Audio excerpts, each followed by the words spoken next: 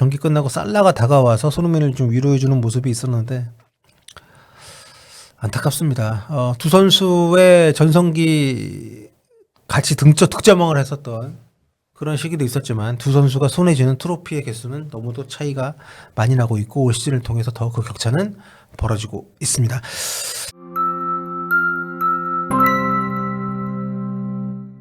네, 한겨울밤의 꿈이 이렇게 산산조각이 났습니다. 토트넘이 안필드 원정에서 0대4 참패를 했습니다.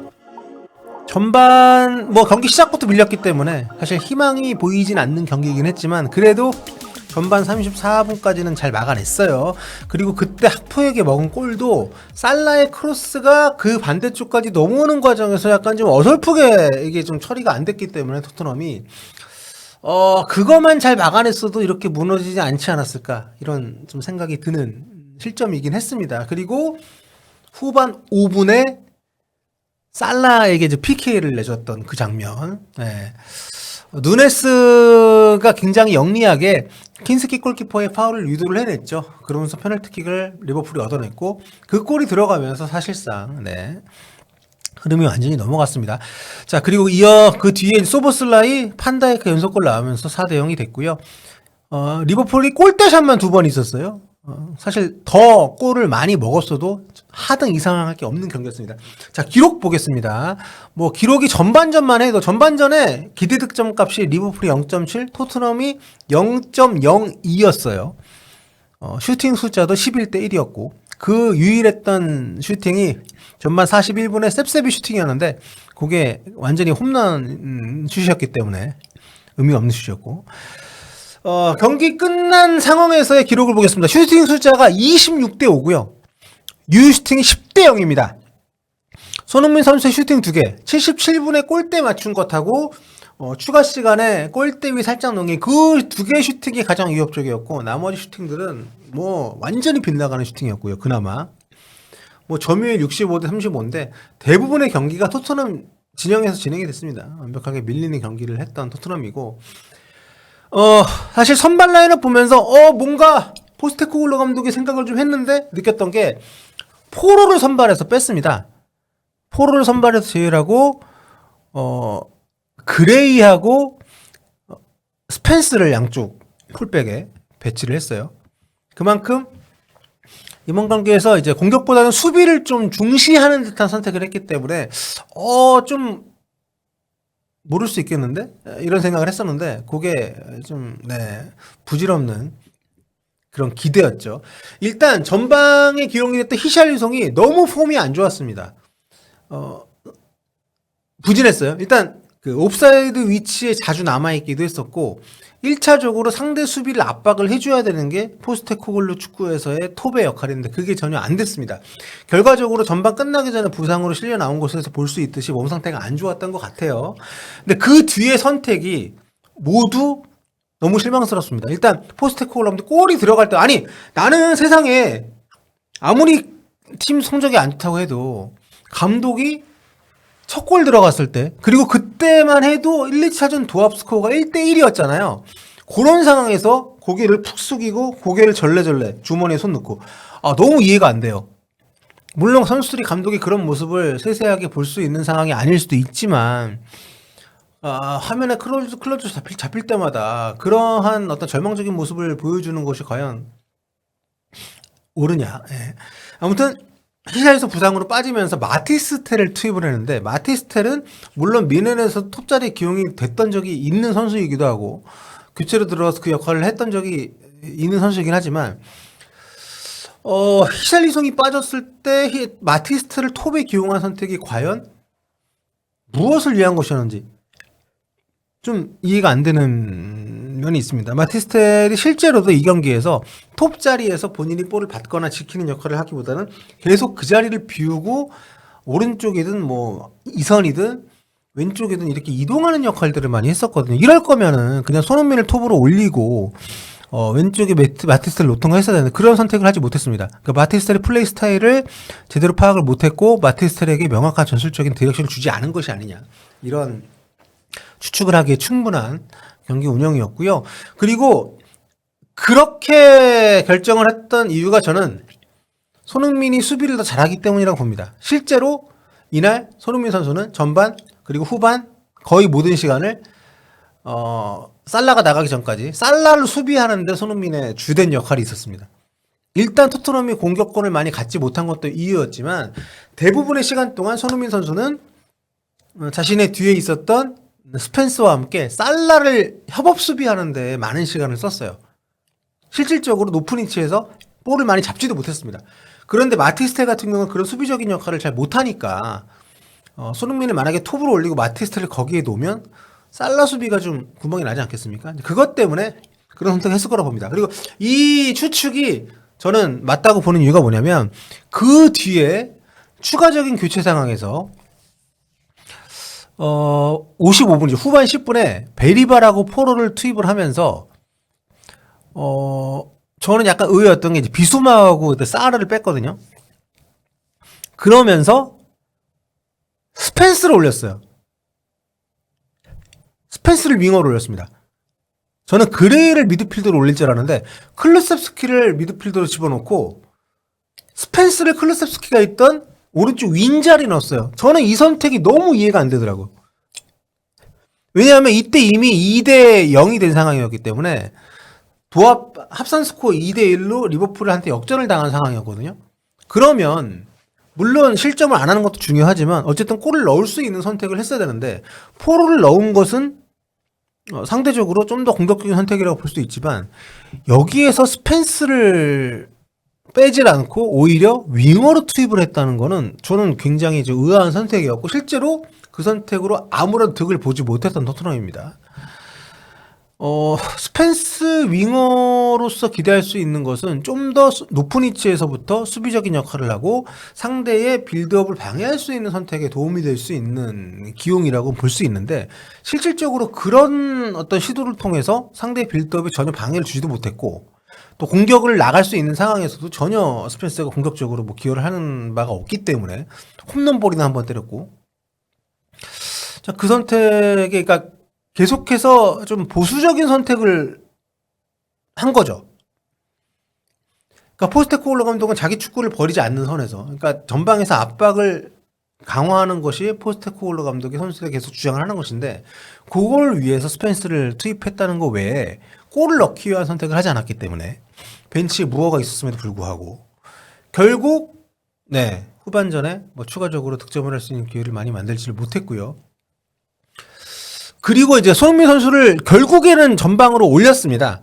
근데 그게 이제 추가 시간 거의 이제 그 88분쯤? 그러니까 이게 81분에 4대 0이 되고 나서야 벤 데이비스를 빼고 무어를 투입을 했습니다. 이미 다 언발의 오줌누기라고 하죠. 이미 발이 얼어버렸는데 그 뒤늦게 오줌을 누운 거예요. 예.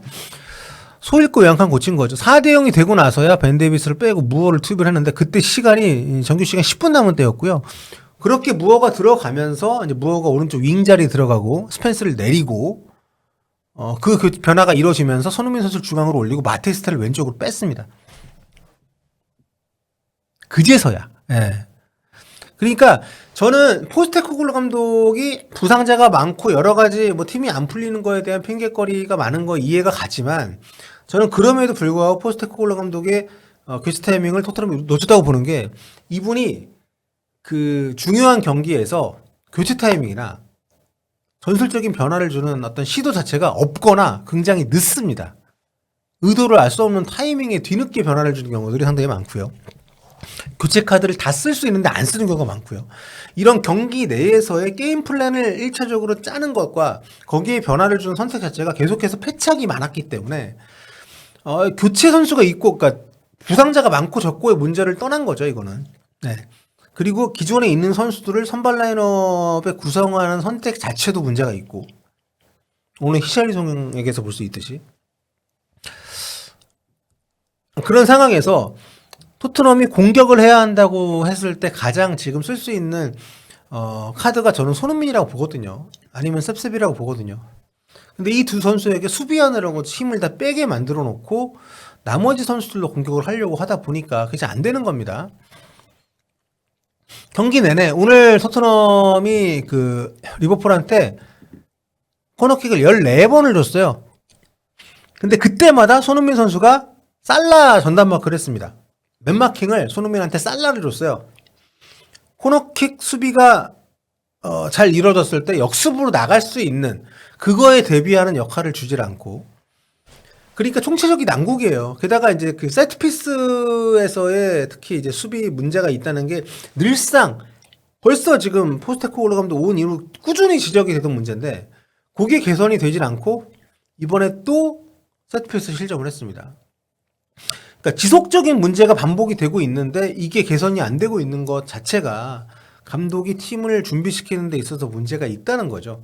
딱 하나의 플랜만을 가지고 이게 완성이 됐을 때, 그리고 부상자가 없을 때 이 팀이 어떤 팀도 상대할 수 있다. 우리는 맨시티도 잡은 팀이다. 요런 어떤 어떤 신앙과도 같은 자신의 어떤 그런 신조를 바꾸질 않고 있는데 그게 계속해서 문제의 시발점이 되고 있다고 생각이 되고요. 그리고 여러분, 손흥민 제가 뭐 손 빨아서 얘기하는 것이 아니라 토트넘에서 냉정하게 봤을 때 골을 넣을 수 있는 루트가 많지 않습니다. 특히 부상자가 이렇게 많은 상황에서. 그러면 손흥민이라는 피니셔를 좀 최대 활용할 수 있는 경기 운영을 해야 되는데 그러질 않고 낭비를 하고 있단 말이에요. 특히 이렇게 아예 그냥 잠궈버리고 한 골을 노리는 축구를 해야 되는 이런 시합에서조차도, 그러니까 자기가 갖고 있는 이런 카드를 가지고 여기에서 최선의 방책을 모색을 해야 되는 게 감독의 역할인데, 포스테코글루 감독은 자기가 생각하고 있는 축구 철학이 옳다라고 생각할 수 있습니다. 하지만 이런 상황에서조차 계속 이거를 버리지 못하고 그거를 잘 돌아가게 하기 위한 선택들을 하다 보니까 이길 수 있는 축구가 안 나오는 거죠. 예.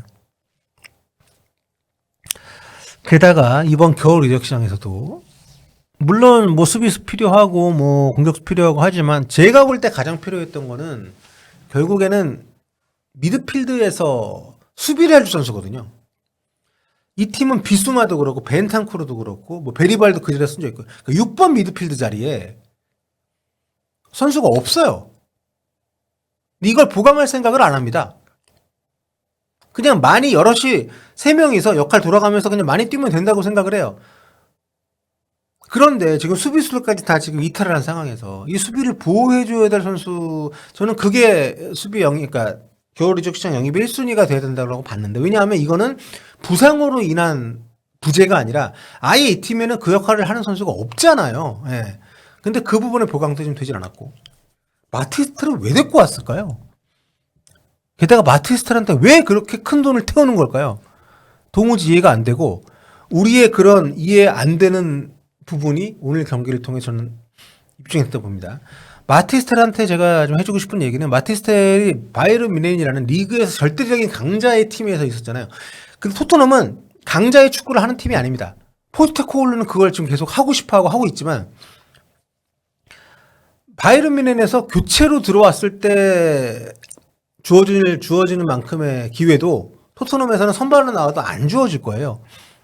이 팀에서는 그런 제한된 기회가 왔을 때 최대한 집중력 발휘해서 마무리를 지어야 되고, 또 기다리는 공격이 아니라 본인이 따내는 공격을 해야 되고 앞쪽에서 실수 없는 압박을 해야 됩니다. 그런데 그런 축구를 안 해왔고 오늘 경기에서도 못했어요. 어나더 히샬류성입니다. 스타일도 다르고 피지컬도 다르고 많은 게 다르지만 이건 곤란합니다. 이렇게 되면 결국 손흥민이 더 뛰어야 되고 셉세비가 더 뛰어야 되고, 이 둘이 마무리를 지어주고 이 플레이메이킹을 해야 되는데 이 둘이 압박에 계속해서 낭비가 되는 축구를 해야 되는 상황이 후반기에도 기다리고 있다는 거, 토트넘이 보낸 겨울 이적 시장이 말해주는 게 아닌가. 이게 오늘 경기에서 다시 한번 보여준 게 아닌가 싶습니다. 그리고 저는 포스테코글루 감독의 상대 분석을 너무 안 해요. 누굴 만나든 똑같은 축구를 하려고 합니다. 계속. 무슨 이 팀이 맨시티가 아니잖아요. 분데스리가 바이에른 뮌헨이 아니잖아요. 프랑스 리그의 파리 생제르맹 아니란 말이에요. 그러면은 프리미어리그에서 토트넘은 하고 싶은 축구를 하는 게 아니라 상대에 맞춰서 대응하는 축구를 해야 된다고 생각하는데 전혀 그렇지 않다는 거. 그렇기 때문에라도 저는 변화가 있었어야 된다고 보는데 토트넘이 그 시기를 좀 실기했다고 좀 봅니다. 참 여러 가지로 안타까움이 많이 있고 경기 끝나고 나서 손흥민 선수의 그 굉장히 착잡해 보이는 모든 걸 쏟아 부었는데도 어떠한 변화도 만들어낼 수 없었던 그 어떤 한계를 느끼는 사람으로서의 착잡한 표정이 너무도 마음에 걸리는 그런 경기였고요. 경기 끝나고 살라가 다가와서 손흥민을 좀 위로해주는 모습이 있었는데 안타깝습니다. 두 선수의 전성기 같이 득점왕을 했었던 그런 시기도 있었지만 두 선수가 손에 쥐는 트로피의 개수는 너무도 차이가 많이 나고 있고 올 시즌을 통해서 더 그 격차는 벌어지고 있습니다. 자, 손흥민 선수가 풀타임 출전한 카라바오컵 4강 2차전 토트넘이 리버풀 안필드 원정에서 0대4 완패를 했고요. 손흥민 선수는 안필드 원정 4경기 연속골 기록을 더 이어나가지 못했습니다. 결국 네, 우승의 꿈은 일단 적어도 카라바오컵에서는 올 시즌 끝이 나게 됐습니다. 자, 여러분 여기서 후토크네 너무 안타깝네요. 아 진짜 오늘 사실 이길 거란 기대는 못했죠. 아무도 안 했을 겁니다. 근데 이렇게까지 처참하게 무너지는 모습을 보고 나니까 마음이 너무 아프네요. 후토크는 여기서 마치도록 하겠습니다.